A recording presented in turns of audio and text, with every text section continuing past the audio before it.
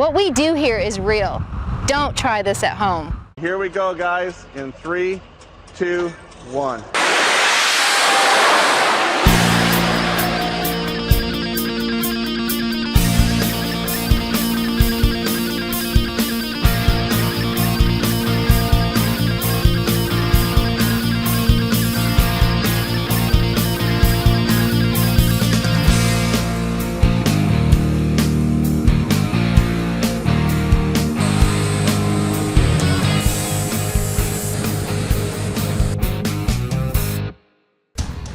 Larsen Motorsports, home to some of the highest performance vehicles in the world.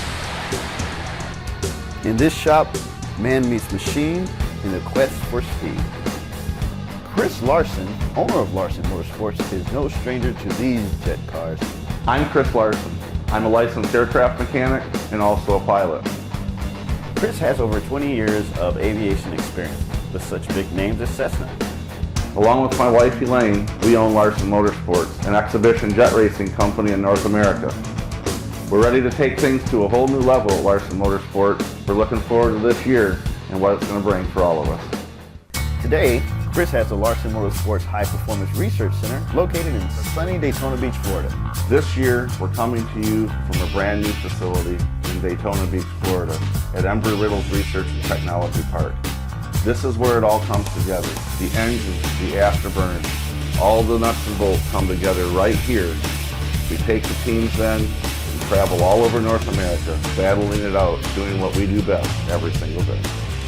Here in the Miller Welding Lab, we can build some of those specialized parts that only jet dragsters have, or even do repairs on turbine engine components, just like the ones that you see behind me. We're really proud to have Miller Welding on board. They've done a great job, and there's nothing like using the best of the best Miller welders. In the fabrication lab here at Larsen Motorsports, we do a lot of cutting and grinding, custom fitting every one of the specialized parts for these very custom cars, making sure that it's perfect every time one of our drivers takes it down the track. Our final assembly area is in the main showroom bay. As you walk out of the office area into the main showroom bay, if you look off to your right, you'll see the actual jet dragsters that we build here at Larsen Motorsports in final assembly stages right before they head to the track for that very first time. Other than having some of the most powerful vehicles in the world, Larsen Motorsports has another unique characteristic. They have the only all-female jet racing team on the planet. Hi, my name is Elaine Larsen, driver of the Miller Welding Jet Dragster, also co-owner of Larsen Motorsports. I've been racing for, about 20 years and loving every minute. 10 years ago, we decided to take a leap into jet cars, and here we are now at Larsen Motorsports, blasting down the quarter mile, never looking back. Been married to the husband for 25 years, and one son, Andrew, that's 15, and a dog named Nitro. This is my life. You know, my driver's compartment is my office. That's where I go to work. There's only a few women in the world that do things like this, and it's pretty cool. I don't think that I focus on it as much as what people would think. To me, it doesn't matter who's sitting in the lane beside me. You know, guy or gal, doesn't matter old or young. When the visor goes on and you flip her down and you're strapped in your car ready to go down the quarter mile, it's on. It doesn't matter. Elaine is no ordinary driver. She's a mom, a wife, and a business owner. This year, Elaine is joined by Larsen Motorsports' newest driver. Hi, I'm Marisha Falk, driver of the Embry-Riddle Jet Dragster. I'm a double alumni of the university and currently a flight instructor at the Daytona Beach campus. She has spent the past year feverishly training to take on the big shots. Training went pretty smooth with the dragster. I found a lot of similarities between my aviation training and training with the Larsens and the dragster. But we had the hiccups just like anyone. I went through the times I'd get anxious and I'd red light, or we had some issues with temperature and fuel control in Gainesville where the car wasn't running right, and it was a little frustrating. Everybody wanted to know, why isn't the car running? And I had no answer for it at the time, and I didn't know if it was me messing up or if there was issues with the car. So it was good hurdles to work through in training to get me ready for the racetrack, and let me know that it doesn't always go perfect. But Marisha isn't the only new addition to Larsen Motorsports. One of the really neat things about the Larsen Motorsports Research and Development Center is we're right next door to Embry-Riddle Aeronautical University where we have some of the best talent in America that we're able to take advantage of. We're passing the torch to some of these students as they come over as interns and volunteers right here at the Research Center. They go to the racetrack with us. They work here day to day. 2012 has been a year of firsts for us, and it's amazing. Probably one of the biggest firsts is the interns, and just being able to integrate them here and give them all the hands-on that we can at the shop. So I can't wait to see how far we can push them and how fast they can grow and get ready for us. One of the big jobs after a race is cleaning and detailing the car and making sure everything's in fine running order, and if there is anything wrong, fixing it before it gets out for the next race. With the new crew up and running, the team sets their sights on Bradenton, Florida. Today is going to be amazing. This is a huge day for Larsen Motorsports, a big day for me, and an even bigger day for Marisha Falk. I cannot wait. This is what we've been waiting for months and months and months, the training, and this is it. It's time to lay it on the line. The battle begins today here in Bradenton for the NMRA. We cannot be better. I mean, Marisha, you know, she might be small and a little princess of power, but baby, I am the sorceress of speed. Don't ever doubt that. Don't ever doubt that I have a little extra punch in my car ready to go. We're going to battle through about 12 races throughout the year. We're going to go all across the country. Then we end back up here in Bradenton for the battle, and we'll see who gets to win. We haven't named the prize yet, but let me tell you something, the prize is going to be phenomenal. I'm thinking somewhere tropical, somewhere where there's something nice and we can sit back and relax. Whoever gets to be the winner might get to go on a nice vacation. The stage is set, and the cars are ready. Elaine and Marisha head to the track for the first run. In a fanfare of smoke and fire, Elaine and Marisha do know how to please the crowd.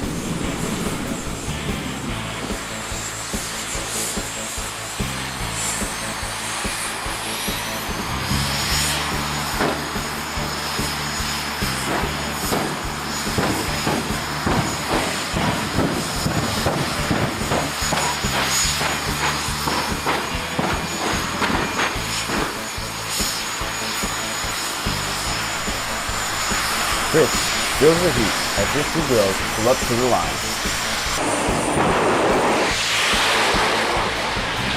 Unexpectedly, the rookie Marisha takes an early lead and wins the first race, but Elaine won't let her go that easy.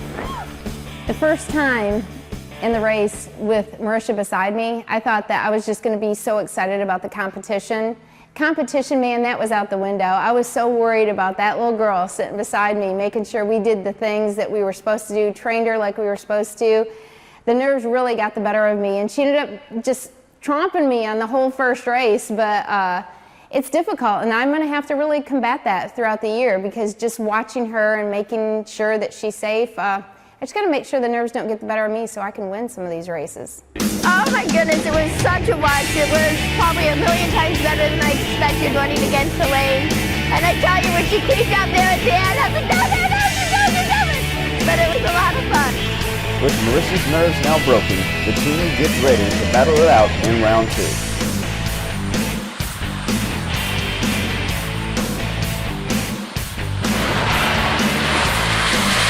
Elaine beats Marisha off the line, but as soon as she leaves the starting line, she encounters a problem. I'm the second pass man alive. All that anticipation, you get lock loaded in the car ready to go, and my baby didn't want to run. She just, I don't know, she lost power, pulled her off to the side, and man, some days you win, some days you lose. I got her off to the side, and we'll see what we can do from there. It's just so frustrating as a driver to have that kind of stuff happen. Just as Elaine turns on the afterburner, a defective fitting caused the fuel line to burst, cutting all fuel off to the fuel system and shutting down the engine. Fitting itself actually screws together. It swedges the hose in place, and actually, in most cases, it's good forever. We had changed to a different brand of hose ends here at Larsen Motorsports, different than the brands that we've used for basically forever. Tried to save some money. This is that time that one of those $20 parts will get you. In fact, it seems like it's always that gets us every time.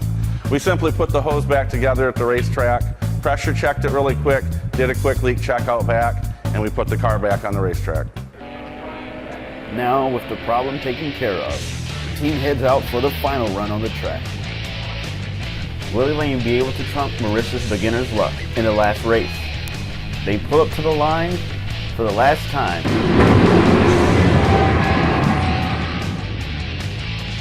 Experience overcomes Marisha. She jumps the gun, red lights, and Elaine automatically wins. In Bradenton, as the races were going, I knew that she was going to be coming for me more and more, and I was worried about my lights a lot. Just like any other driver, occasionally get a little anxious and we red light. But the worst part of it is before you leave the line, you can see that you red light. So the whole way down, you're just beating yourself up. Oh man, I red light, you know. But somebody's got to experience it all the time, you know. And it was probably good for me coming off 2 wins in Bradenton to have my head squeezed a little bit so it didn't get so big. And it was all right. Red light refers to the Christmas tree located on the track. After staging, the Christmas tree is activated, and 0.4 of a second later, the lights go yellow and then jump to green. If the driver leaves too early, sends the trigger indicating a red light and a foul start. After a successful opening weekend, the team heads back to the shop to begin servicing the cars as they have their eyes set on Texas. Bradenton was my first race against someone else, and thankfully it was against Elaine. But I had already had probably about 40 to 50 passes in the car, so I was pretty comfortable with how the car was going to react and everything like that. But I was exposed to a whole new side of the racing, and probably one of the best parts of the racing, and that's interacting with the fans, especially the kids, because they get so excited about it and you can impact their lives so much. But I was lucky to have my family and friends there to support me, and all 3 passes went really well without any hiccups or anything like that, and we were able to finish up my first weekend on a positive note. We sure have come a long way, haven't we? Yeah, it's been an unbelievable start to this whole new thing here in Daytona with the research center that's new, that just opened this year, and you know, we are just now finishing up with our first round of those interns, and it's been really amazing to me. I got to tell you, I thought I came in here like the pro and had all these green kids coming in, and they turned the table on us completely. They're, I think the people that learned the most are you and I, right? Absolutely. Not only the interns, but Marisha. The battle has definitely begun, and baby, I'm not any too happy. She's beaten me one time, so I don't know, you better have to pick your woman or else you might be picking the doghouse. Well, the doghouse is fine with me too. You know, there's 2 great cars and 2 great teams supporting both of you, and Marisha's doing a great job, and we knew that she would because she was trained by one of the best, and you got to be proud of that. So, you know, I just think it's going to be a really fun, action-packed year, and I can tell you, as close as you guys are running, it's going to be, that battle will run right down to the end, I guarantee you. I know, I can't wait to see what the next race has to bring. Yeah. I'm ready, she's ready, so we'll have to bring it hard. We're ready to rock and roll. We'll go for it.